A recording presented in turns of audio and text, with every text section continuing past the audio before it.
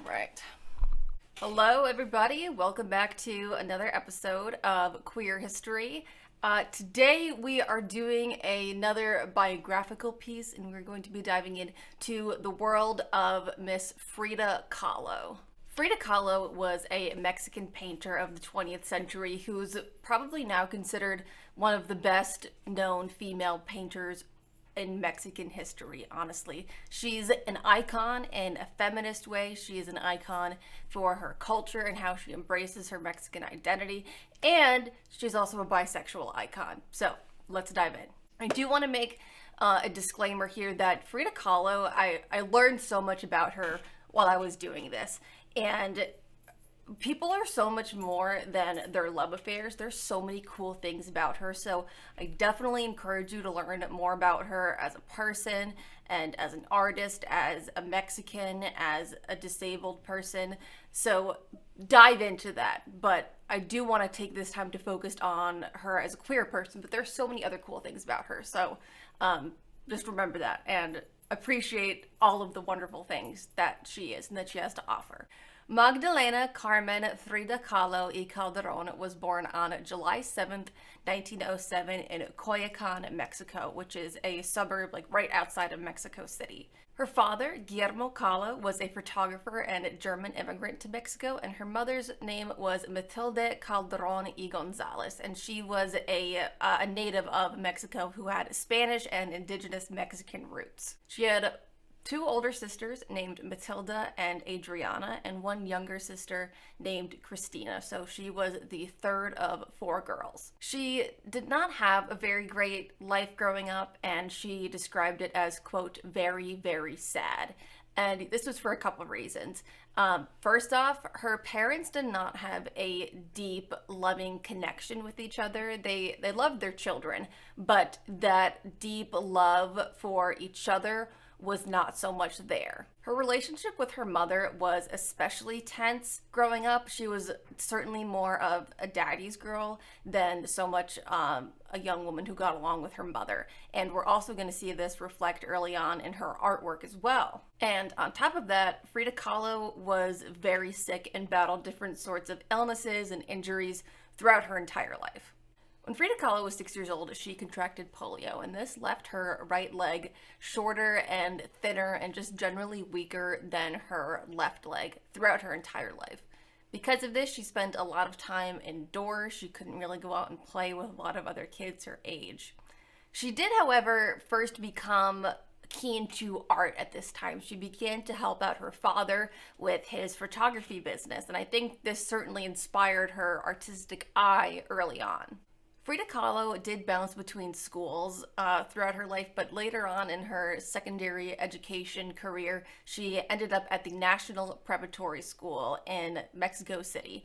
And this was a very prestigious institution. She was one of 35 females admitted to the class out of a total of 2,000 students. So she certainly earned her place here. And this is also where she was exposed to really deep political activism for the first time. Communism was introduced to her, and the true revolutionary spirit of Mexico in this early time she saw, really. She kind of had, not a sheltered childhood, but her parents were well off, you could say, so she wasn't as exposed to hardship in the same way, but being in this environment, she really saw political activism and social justice and a deep need for social change for the first time. Political activism and social justice are big pillars throughout the rest of her life. While exploring this political world, Frida Kahlo met her first love, Alejandro Gomez Arias, and her parents did not so much approve of this relationship, but they didn't spend a whole lot of time in person because of the revolutionary violence that was occurring in the city. They mostly spoke or communicated via letters to each other. At this coming of age, 17, 18, 19, she starts to see herself as a revolutionary. She was born in 1907, but she would later on go to say that she was actually born in 1910, which is the year the revolution began, because she so much identified with this cause. On September 17th, 1925, it was an overcast day. Alejandro and Frida were on their way home from school. They were actually on the second bus that they had tried to catch that day. Frida thought she had left her umbrella back at school, so they had to catch another bus after they went to go back and look for it. But this bus, which I read was actually made of wood, I don't know how true this is, but they were on a bus home, and a streetcar, kind of like ones that you would see in San Francisco, like those cable cars. A streetcar collided with the bus in an absolutely horrific accident. Several people died. Alejandro only experienced minor injuries, but quite honestly, it is a miracle that Frida even survived this accident. Kahlo was impaled with a handrail that went through her pelvis. This fractured her pelvic bone and punctured her abdomen and her uterus. Her spine was broken in 3 different places, her right leg in 11 different places, her right foot was completely crushed and dislocated, her shoulder was dislocated, and her collarbone was broken. And later on, her doctors discovered that an additional 3 vertebrae in her neck were broken as well. This completely shattered her body. And like I said, it is such a miracle that she was able to survive this accident. While on scene, Alejandro and some other onlookers, passerbys, bystanders, people who were involved, they took the handrail out of her body, and she described this as one of the most painful things that had ever happened in her life. Obviously, this is a horrific accident. Several people died, and it left Frida in a lifetime of pain. And it's something that, as onlookers, I think we have a complicated relationship with, because without this accident, we probably would have not gotten her as an artist. And her as an artist has done so much good for the world, but at what expense? This accident ended her dreams of becoming a doctor, and it caused her a lifetime of chronic pain. But I want to take this as a time to talk about Frida as a person with a disability. She overwent a total of 30 surgeries in her lifetime, including one where the doctors actually re-broke and reset her back. And Frida had a difficult relationship with this. She actually kind of got like a high off of being in the hospital, like obviously from the drugs, but also like emotionally and metaphorically. And I kind of understand this because it's like such a pivotal moment in her time, and when you go through those, you kind of like are always going back to it in some way, at least from what I've experienced. She was bedridden for several months at a time, and she spent a big part of her life in an entirely plaster cast. I'm not trying to say all this to make it seem like, well, she was a disabled person, and despite all of this, she still, persevered and found a good life out of this. While all of that is true, she experienced this, and everything that she went through during this time made her who she was and into the person that we can all admire. But like I said, at what cost? I don't think of her and her accident as something entirely tragic, because it's not like being a person with a disability is a tragic life. It's the pain that it caused her physically and emotionally that is hard for observers to reconcile with. Basically, as observers, I see this as this is a perfect example of how a person with a disability is not at a disadvantage in life. It's just that life was not built for people with disabilities, and this was just another thing that she had to learn how to cope with in life. And that in and of itself is going to make you an innately stronger person. And just to be clear, by life, I more so meant like the world in which we live was not built to accommodate people like her. It was built for the able-bodied, cis, white, Christian man. And again, I'm going to talk about her art in a little bit, but she used her art to express the pain she was feeling in this time. And it's like, did this force her to be a vulnerable person, or did it allow her to be a vulnerable person and express that? is kind of like a question I have when it comes to this. And I don't necessarily think there's a real answer, and we'll never know because we don't have the alternative situation to look on to. But I think this is a really interesting and important conversation to have. So if you have any thoughts on all of this, I would also love to hear them. And I'm speaking about this from the perspective of an able-bodied person, so I don't have that personal experience to go off of like some other people might. This is Frida Kahlo's earliest beginnings as an artist. From 1925 to throughout 1927, she spends a lot of time in bed rest. Her mother had an easel especially made for her so she could have it on her lap when she laid in bed, and there was a mirror suspended from the ceiling right above her so she could see herself. And this is when she began what she's probably most famous for, and these are her emotionally vulnerable self-portraits. Her self-portraits are some of her best works. And right off the bat, as an artist, she lets you in. From her first self-portrait, she's looking right at you. Those eyes, I think, are so powerful that she displays here because it lets you in. You see this stoic person, this person who seems to, I don't necessarily want to say has it together, but you see this stoicness in her.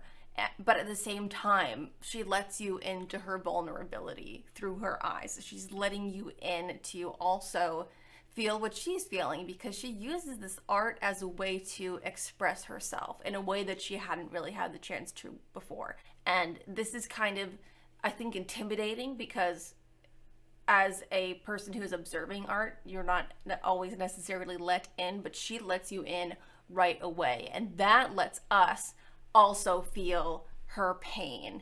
It lets us put our own emotional guard down and feel our pain with her and her own pain. And I think that's why so many people gravitate to her as an artist. There's so many different things about her as a person that we can individually latch on to, and she lets us know that right away. She lets us also join in her expression, which I think is really beautiful.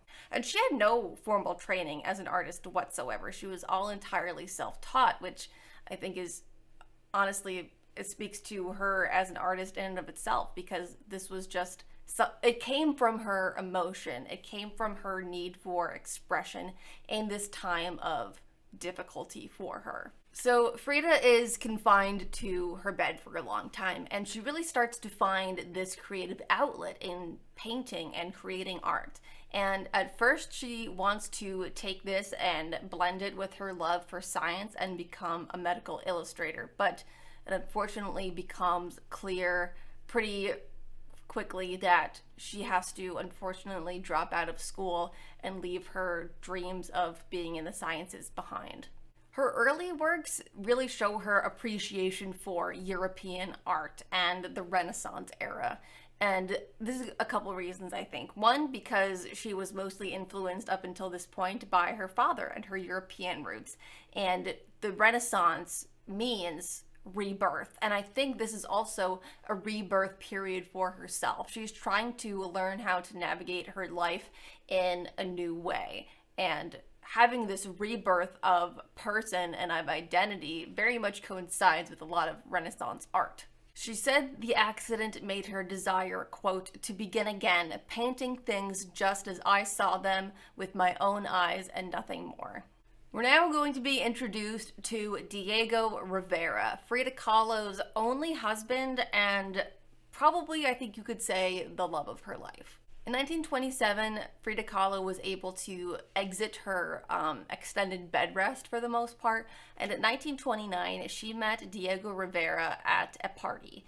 And Diego Rivera was already a great artist in his own regards. I think they had about a 20-year separation between them, and Diego's career was already well established. He was very well known as a Mexican muralist, specifically for his style of fresco painting. You might recognize his art style if you take a look at some of his works. I definitely was like, oh, when I was looking him up, was like, I've definitely seen his art before in the past. I just didn't know that the two of them were actually partners. Shortly after they met, Frida asked Diego to honestly judge her abilities as an artist to see if her paintings were actually any good in a professional's eyes. And he said that right away he recognized that she was, quote, an authentic artist.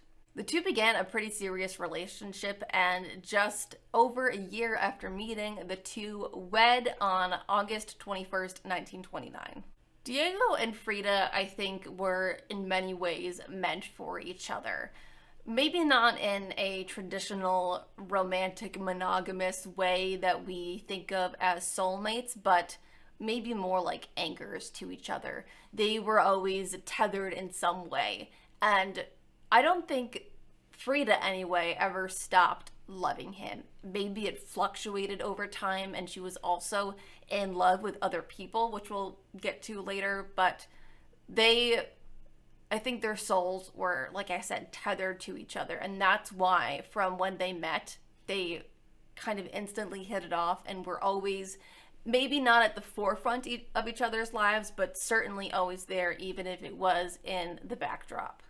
In 1929, Frida and Diego moved to Cuernavaca, Morelos, which was an area where Diego was commissioned to do some murals and painting. This area of Mexico saw a lot of violence during the revolution, and this really struck Kahlo. She had spent her time in Mexico City really becoming ingrained in caring about political activism and social justice, but this was when she really got in tune with herself. She was very in tune from here on out with her indigenous Mexican culture. She starts to take on the iconic dress that we now know her for, with the long, colorful tunics, heavy jewelry, ornate floral pieces in her hair, and this is really a sign that she's connecting back to her mestiza identity that she had kind of not shunned before, but not fully appreciated and recognized herself as part of. This is when her artistic influences really start to come to fruition, and her as an artist grows a lot when they moved to the United States in the early 1930s. In the early 1930s, Diego and Frida moved to the United States for a period of time. Diego was commissioned to make murals all over the United States during the early times of the Great Depression. And by going from city to city, she was able to take herself as Frida Kahlo, the wife of Diego Rivera, who was a great artist, to being a great artist in and of herself. It's a time where she gains confidence and builds her technique out. She blossoms or begins to blossom as an artist here. They first went to San Francisco, which is likely where she met one of her lifelong flirtationships, and this was Nickolas Muray, who is a Hungarian photographer. And he took a lot of the famous portraits of Frida Kahlo that you might have in your mind somewhere. He took a lot of those, which proves that she trusted him to tell her story that she really only told herself through her own artwork. So I think this was kind of a sign of deep trust, but we'll talk about the relationships in a little bit. Next, they went to New York City, where Diego's exhibit at the Museum of Modern Art was taking place, and then they spent about a year in Detroit, Michigan. This is a time where Frida becomes more confident in her art, but it's also a time where she faces a lot of adversity, and I think it's no coincidence that some of her greatest art comes at the time of her greatest adversity, because it was the way that she expressed herself and the way that she had a release somehow. Frida began to become pretty disillusioned with the rough industrialist American spirit that was just overtaking her at this time period. And like, relatable, same. Capitalism sucks. And this was something that she specifically complained about and singled out as something that she did not like about America. She said that she had, quote, a bit of a rage against all the rich guys here, since I have seen thousands of people in the most terrible misery without anything to eat and with no place to sleep. That is what has most impressed me here. It is terrifying to see the rich having parties day and night whilst thousands and thousands of people are dying of hunger. I relate, Frida. It also pisses me off, and it also pisses me off that it's still happening. She saw a very clear emphasis on capitalist and colonialist ideas here that she very much was not vibing with.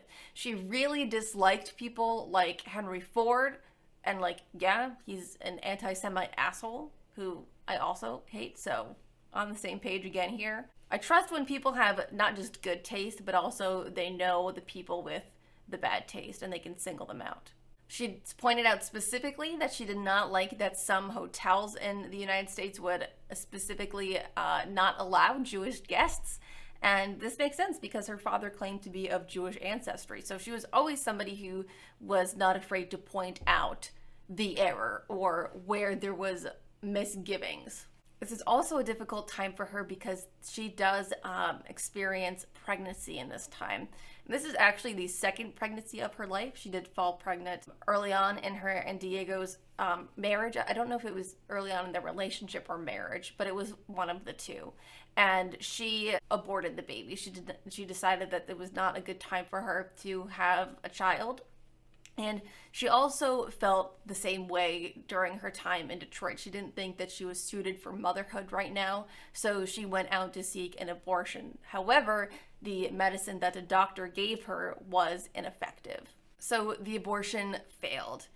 Afterwards, she decided that she should just keep the baby. However, from this, she actually experienced a very horrific miscarriage. And this impacted her physically and emotionally. She hemorrhaged during the miscarriage and had to spend 2 weeks in the hospital. And on top of this, less than 3 months later, her mother died. One of her most vulnerable paintings comes from this time period, and it's called Henry Ford Hospital, which is where she suffered her miscarriage. In this painting, she is on a bed with the industrial scene of Detroit behind her. We see Henry Ford Hospital written on the bed, and coming out of her are 6 objects floating, and they are coming out of her stomach, and they look like they're attached from umbilical cords. And she's in bed, and we see this pain on her face. Her from waist up is exposed, but from the waist down, she turns her pain away from us, and we see her in a pool of her own blood. She's connected to the unborn male fetus that she had within her. We also see an orchid coming out, which is a symbol of her uterus, as well as her pelvic bones, her hips, and a snail. All of these symbols floating around her are indicative of what she experienced at the hospital during this miscarriage. She, as a person, is just feeling so broken, and she's surrounded by all of these images of tragedy, this snail to show how long the operation took and how it took a toll on her mentally. We see her unborn baby that she had to face for the first time. We see the orchid, which is a symbol of her uterus, which was smashed in her accident. And we also see these different medical illustrations and her pelvic bones, and it's just so raw. And going through with creating something so raw and painful is just, it's impactful as viewers, and it makes us share in what she is feeling as well. And I think it's just so telling of the pain that she was in at this time. After this, Frida wanted to go back to the United States. I would understand wanting to spend some time at home after some, very long traveling and trauma, but Diego was not very happy about this. He thought he was going to be able to expand his art career in the United States a lot more than he was going to be able to in Mexico, and he blamed her for this, and their relationship became very strained. The two of them had numerous affairs throughout their marriage. Diego had numerous affairs and Frida had numerous affairs. And this continued and intensified during this time they were back in Mexico. But most heartbreakingly, Frida discovered that Diego was having an affair with her sister, Christina. Frida was so hurt by this that she moved out of their shared home to an apartment in Mexico City because she needed a degree of separation from him. and she briefly considered a divorce during this time, but they did stay together. Frida, by this time, has grown into an artist of her own, and she put on her very own exhibit in New York City, but upon returning, Diego requested to file for divorce. According to friends, it was mainly the infidelity between the two that had really gotten to them, but they did remain friendly and civil after the divorce. But this does not mean that it didn't cause Frida an immense amount of pain once again. And we see what I think might be considered her most famous painting come out of this divorce, and it is called The Two Fridas. This image, as it might imply by the title, shows what Frida considers the two versions of herself, her two personalities. The one on the right being the Frida that Diego loved, and the one on the left being the one that Diego left. The traditional Frida has on her traditional Mexican Tehuana wear, whereas the one that she's connected to physically from her broken heart is a much more independent, modernly dressed Frida, and this is the one that Diego did not love. Later, she said that this painting really expresses her desperation and emotionally intense isolation that she had after her separation from Diego. The description from FridaKahlo.org says, "In this painting, the two Fridas are holding hands. They both have visible hearts, and the heart of the traditional Frida is cut and torn open. The main artery, which comes from the torn heart to the right hand of the traditional Frida, is cut off by surgical pincers held in the lap of the traditional Frida. The blood keeps dripping on her white dress, and she is in danger of bleeding to death.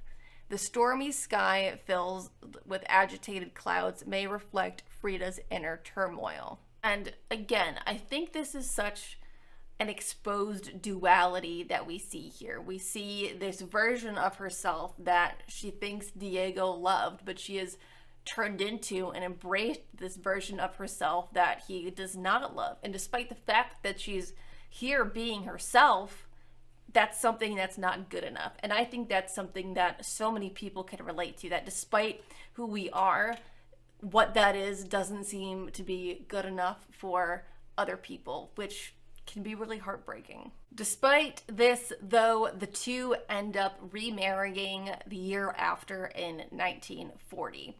She did grow as an artist during this time where she was single. She moved back to her famous home of La Casa Azul, and she was determined to earn a living for her own, and still, even if she wasn't married to the famous artist, she was now going to be the famous artist. And she continued this attitude even after they got back together. So now that we've got a good idea of who Frida was as a person, as an artist, as a Mexican, and as a revolutionary, we're now going to look at Frida as a bisexual. The nice, fun, juicy part that you've been waiting for. Frida was never ashamed to be who she was, and this especially comes up with her bisexuality. Scholars have kind of downplayed her bisexuality throughout time, but we're gonna see, again, the proof shows us, the receipts say, homegirl was bi. So, let's get into it. So, scholars frequently like to downplay Frida's bisexuality and almost kind of make excuses for it. Hayden Herrera wrote one of the more well-known biographies of Frida Kahlo in 1983, and she implied that she only started to become more involved with women later on in her life because her body was too frail for heterosexual sex, which makes no sense. I'm not quite sure what people think the differences between are in heterosex versus other types of sex, but like, I think that's just like a weird excuse. And others implied that she took lovers of both genders so she didn't feel empty, which is like classic biphobia. It's not that she's desperate, it's that she likes companionship with people of different genders.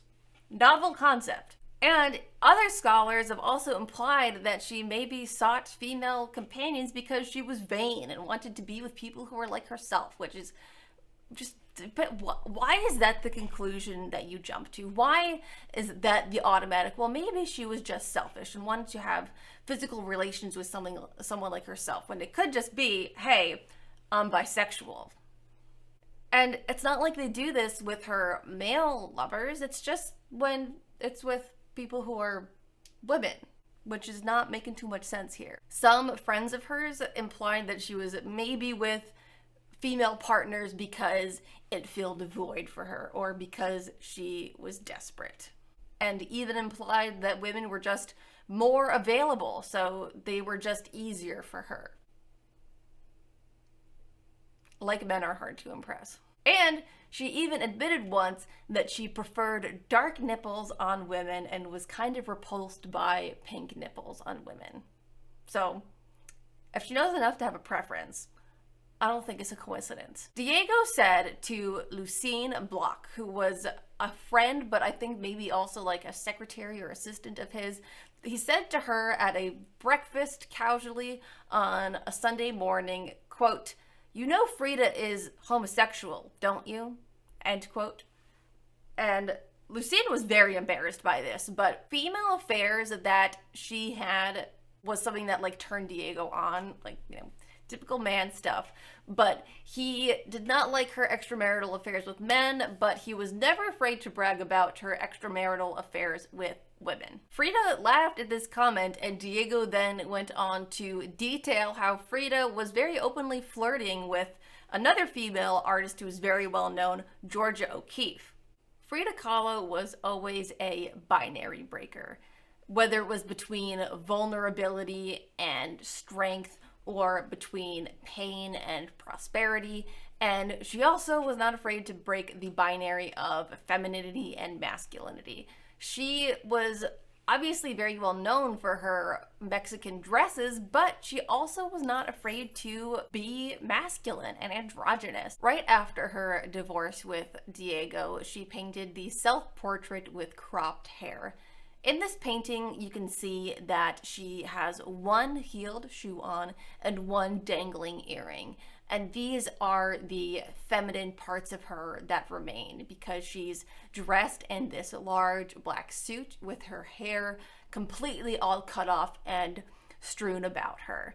And I think this can be seen in multiple ways. We can see this certainly as her shedding her femininity, but it's not like this is the only time we see that. Even in earlier portraits that her father would take of her, she would be wearing suits, and she never felt like she had to just wear dresses. She wanted to explore those multiple parts of herself. I think we can all relate to this. We all kind of go through a cosmetic transformation after a bad breakup in one way or another. This is her showcasing of the person, once again, that Diego no longer loves. In the painting above her, it is written, "See, if I loved you, it was for your hair. Now you're bald. I don't love you anymore." And I'm not quite sure what this means, if she's implying that Diego only loved like the feminine side of her, but she's never somebody who would be fit into black and white. She was the gradient and the shades of gray, and I don't think that people back then always understood that. All right, so now we are going to dive into the many love affairs of Frida Kahlo. Many of these did occur while Diego and her were still married, but again, this did not stop either of them, and I think we can maybe see it more so of like an open marriage. Obviously, they also like, you know, had the cheating and like her sister and that whole thing, but again, like Diego bragged about her relationships with women, so it's not like he didn't know about this, but let's go ahead and take a look. I mentioned earlier on that Frida entered a very long and extensive flirtation romantic ship with Nickolas Muray, and this began in 1931. He was a photographer as well as an Olympic fencer. Kahlo wrote to Nickolas Muray and said, quote, "Oh, my darling Nick, I adore you so much. I need you so that my heart hurts." Their on and off romance lasted pretty intensely for about 10 months, but like many of her flirtationships, they came to an end because of her desire back to go be with Diego Rivera. They officially decided to end their relationship on actually Nickolas Muray's suggestion, despite the fact that he felt so strongly for her, but he just saw that she could not let go of Diego. And this really actually hurt her because it was soon before her divorce with Diego. So now these two people that she loved so much in her life, she had lost. And one of them she had lost because of the other. And now they were just both not in her life anymore. And this really hurt her. But they did stay very close throughout Frida's entire life. Next is Georgia O'Keeffe, who was another very famous painter at this time. She was considerably older than Frida Kahlo, but this did not seem to stop them from having any sort of immediate, instant connection. Diego says that right away when they met each other, they hit it off and hit the ground flirting, if you will. They met at Diego's MoMA exhibit. The two women had a lot of things in common. They were both married to significantly older men who were also artists in their own right, and they were women who were trying to make a name for themselves in the art field, not as a wife of somebody else, but as somebody who is just as talented and is just as capable and should be just as admired as their male counterparts. Linda Grasso, who wrote a biography of O'Keeffe in 2017, said, quote, "Both were fearless, flamboyant, and very powerful personalities. They automatically would have been attracted to each other." End quote. Frida seemed to be immediately charmed and swept off her feet by Georgia O'Keeffe. Lucine Bloch, who we talked about a little bit briefly before, recalled a time when the three of them went out for some drinks on the town, and they had a bit too much tequila and ended up singing together in the bathroom. And that scene, in my mind, just brings me a lot of joy. In 1932, Kahlo painted Self-Portrait along the borderline between Mexico and the United States. And this painting has the divided landscape behind her, the American industry, rough grayness, juxtaposed to the Mexican ruins on the other side. And it makes sense that she made this in 1932 when she was in Detroit, having this crisis within her emotionally and being in a place that she didn't like. And in this painting, on the Mexican side, we see the Jack in the Pulpit flowers. And Georgia O'Keeffe actually made an entire series of paintings of her own of these very flowers. And Frida did it just as the way Georgia O'Keeffe did in her original series of these flowers. There were three of them, all in these different stages of bloom and growth. And we know that Frida uses her paintings as a place to put her most vulnerable self, to show what she's feeling most deeply. And we're going to see that her love affairs come up a lot in her paintings. In 1933, Georgia O'Keeffe was hospitalized after a nervous breakdown. And that March, Kahlo wrote to her and said, quote, "It was wonderful to hear your voice again. Every day since I called you and many times before, months ago, I wanted to write you a letter. I wrote many, but every one seemed more stupid and empty, and I tore them up. I can't write in English all I would like to tell, especially to you. I am sending this one because I promised it to you. Please, Georgia dear, if you can't write, ask Stieglitz to do it for you and let me know. How are you feeling, will you? I'll be in Detroit 2 more weeks. I would like to tell you everything that happened to me since the last time we saw each other, but most of them are sad, and you mustn't know sad things now. I thought of you a lot and never forget your wonderful hands and the color of your eyes. If you are still in hospital when I come back, I will bring you flowers, but it is so difficult to find the ones I would like for you. I would be so happy if you could write me even 2 words. I like you very much, Georgia."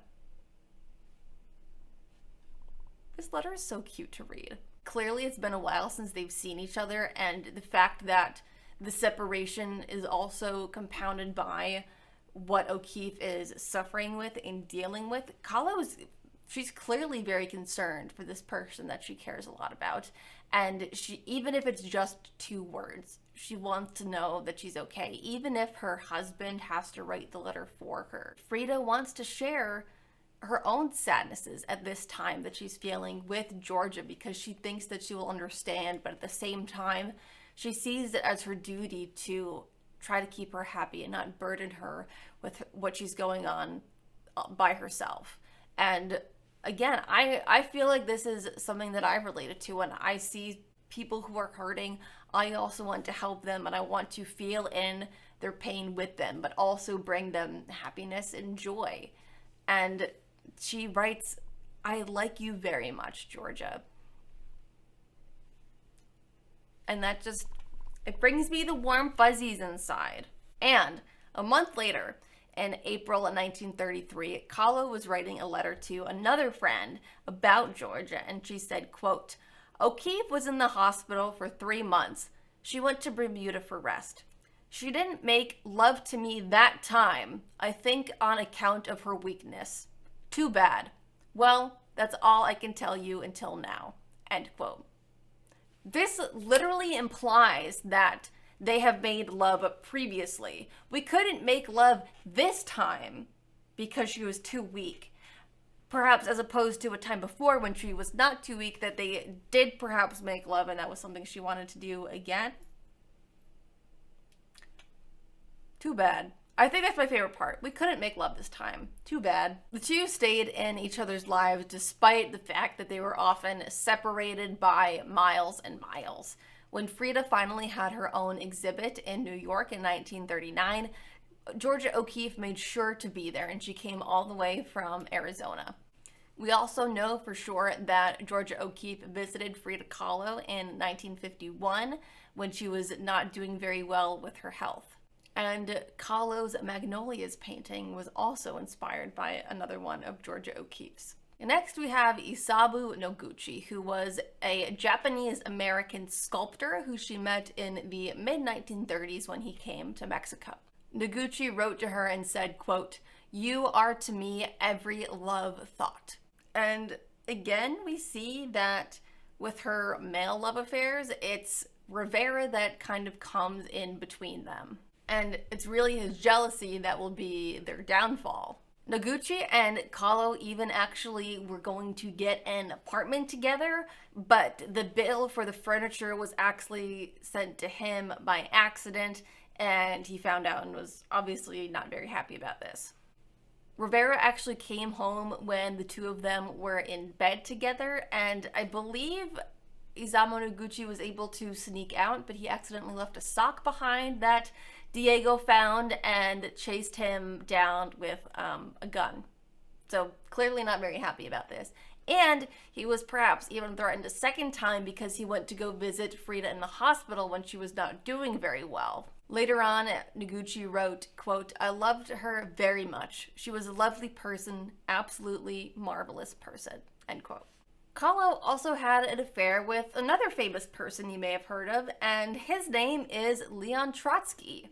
Leon Trotsky was a Russian revolutionary communist fellow who had actually been exiled from Russia.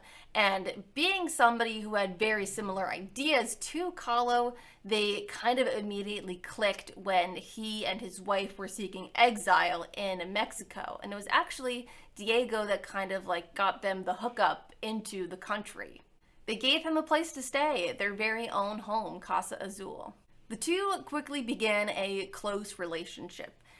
They would actually openly flirt in front of Leon Trotsky's wife because she did not speak English, and he would also slip her like love notes into books right in front of his wife. This was also around a similar time to when Diego was having his own affair with Cristina, Frida's sister, which he obviously was not very happy about. So some people theorize that this could have been in some ways for revenge. The affair between them, though, did quickly fizzle out. Frida became, I think, quickly uninterested, but Frida would still bring this up even years later in front of Diego because she knew how, like, wound up and jealous it would make him, which I think is kind of funny. Next, we have Dolores del Rio, who was perhaps the biggest Latina American star in Hollywood at this time. And she was also actually a former lover of Diego's. And Frida was not afraid to make friendly with people that Diego had been with in the past.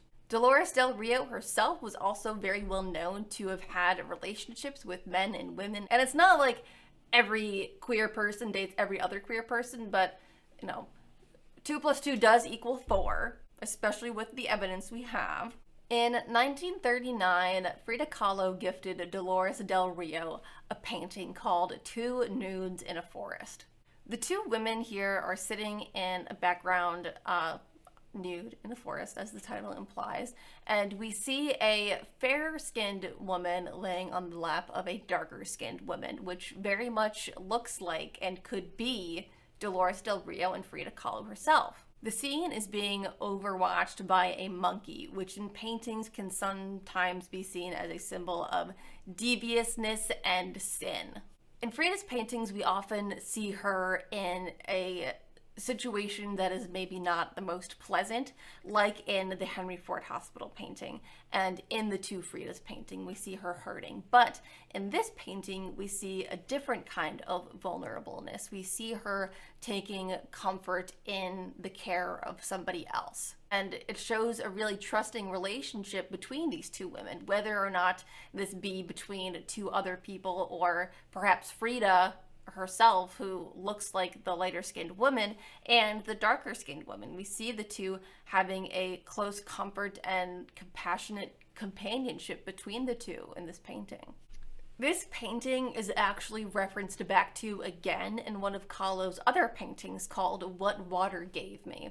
And this is an image she painted of herself in a bathtub with other famous paintings of hers surrounding it. And we see the image of her and this darker-skinned woman laying on a bed or a couch together. This painting kind of brings us back to when we were children playing with toys in the bathtub, but she is instead surrounded by significant moments and places and symbolism in her life, including this painting. And again, I don't think it's a coincidence. So next we have Jacqueline Lambda, and these two, I believe, met and had their romance in 1938. She was also the wife of a famous painter named André Breton, who Frida Kahlo was not shy about not liking. However, she really liked his wife, Jacqueline. Half a decade after they met, Frida actually retraced an old letter that she had written in her diary to Jacqueline Lambda, and part of it is crossed out, but what we can see says, "We were together." That stuff that's crossed out. And again, when things are destroyed in writing, it's because people don't want to see them. But I want to know what is written there. Grimberg, who was a scholar who was actually given access to a lot of Frida's old diary writings, said that the two were very intimate and close.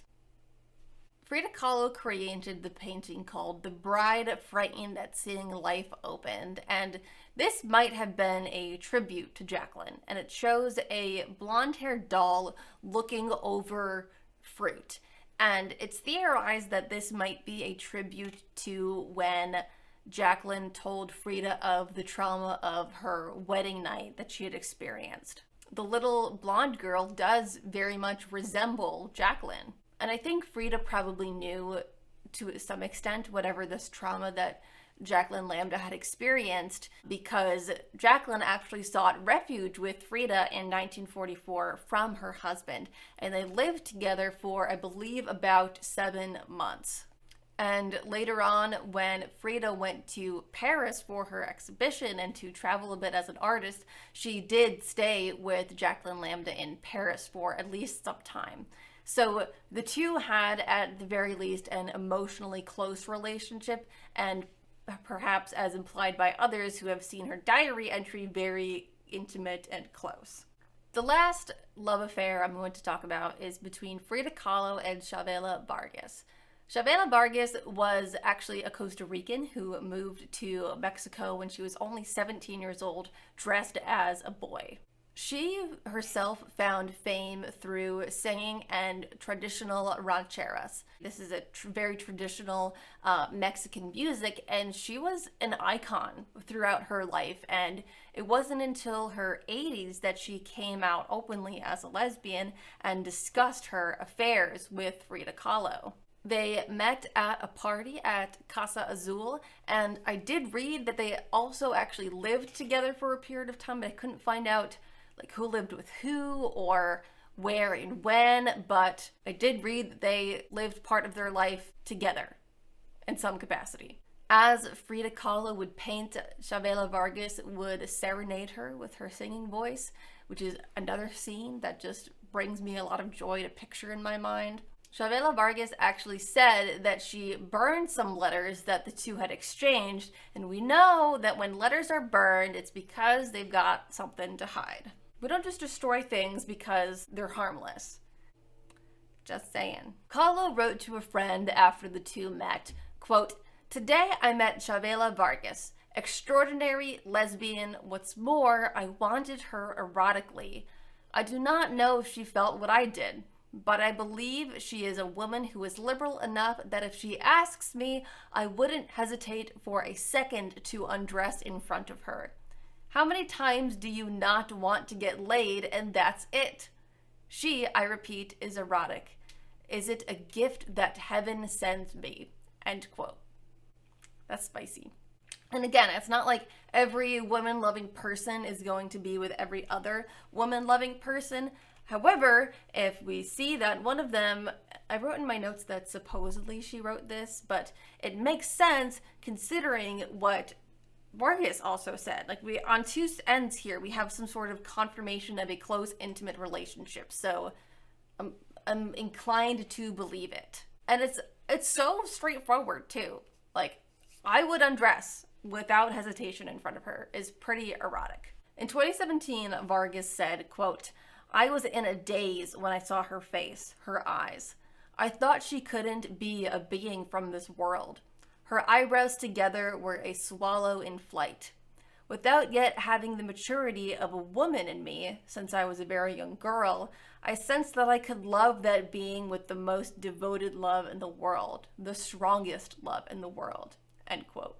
This emotionally intense love and physical connection that is clearly between them right off the bat from when they first meet. And like, listen, my queer experience is not going to be the same as other people's queer experiences, but sometimes when you meet another queer person and there's an immediate draw or connection between you two, I think it's because like it's like a magnetic connection, if you will. Even if they wanted to stay apart, they couldn't. And I don't know if this was the case here, but from what they said, it sounds like it's something that I have experienced before, so it makes sense. It makes sense based on my experience and knowledge. And am I just projecting my own wants and needs onto these people? Maybe, but I'm not gonna stop. So Frida, unfortunately, does not get to live a long and prosperous life. Frida, towards the last 10-15 years of her life, does not get to live it in the way that I think she would have wanted to. Her body begins to really start to fail her at this point. She ends up falling ill very frequently, and towards the end of her life, she's completely confined to bed. She attended her first and only solo exhibition in her home country of Mexico, laying down in a stretcher. And we see this very clearly in her broken column painting from 1944. This, I think, is perhaps the most broken we see her in her facial expression. She's covered in nails from head to toe, and her body is being held together by this plaster corset. But in between herself, her spine is this fractured column, which is what the title of the painting is, just portrays an intense amount of pain. She's caged in her own body. Her vessel of life is what is betraying her at this point, and it's causing her so much pain that she can't really go and live life the way she wants to, the way she wants to thrive. And she's lived like this in some capacity since 6 years old, and I think this really started to take a toll on her mentally and emotionally as well. In this painting, she's beautiful and she's broken, and we share at the same time we share in her pain, we're also inspired by her. There are so many things about Frida Kahlo that make her both somebody that everybody feels like they can relate to and somebody that is just so mysterious that we might never know completely. It's very likely that Frida committed suicide because she overdosed on her pain medications that she was addicted to throughout a large majority of her life. And in her diary, the last thing she wrote was, quote, "I hope the exit is joyful and I hope never to return," end quote. Frida Kahlo is somebody who did not necessarily get the attention and recognition she deserved during her lifetime. She was well revered as an artist, but it wasn't until she had passed on that we as onlookers got to feel her pain with her, along with our own pain. And it's not just pain, it's every human emotion that she portrays through her art.